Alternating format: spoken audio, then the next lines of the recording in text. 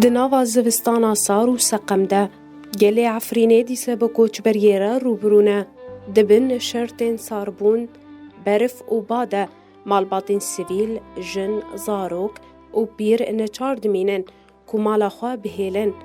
Li herêmê êrîş berdewam in û şertê jiyanê her roj dijwartir dibin. Koçberiya van malbatan ne cara yekê ye, an cara duyemîn an ya siyemîn e. Ev ji bo gelek kesan koça çaremîn an jî zêdetir e, ku ev jî zehmetî û azaran zêde dike.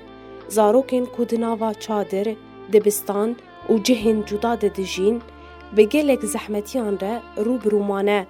Pîr û nexweş di şertên sarbûnê de her roj bi xeteriyên mezin re rûbirû dimînin.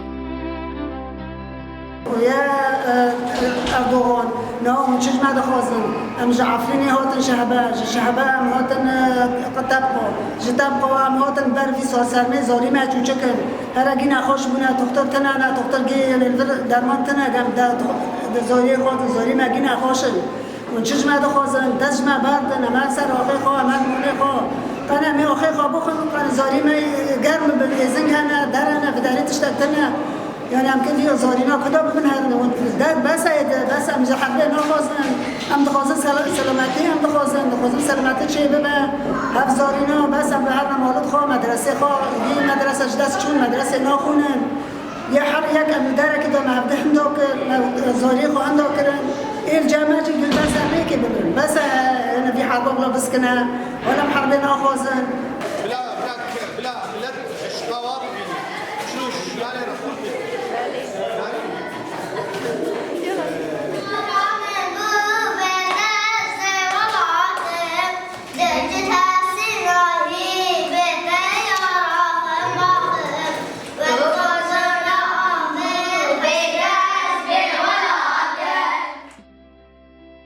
لێبەلێ ڕوخمی هەموو شەرت û mercên zehmetiyên jiyanê.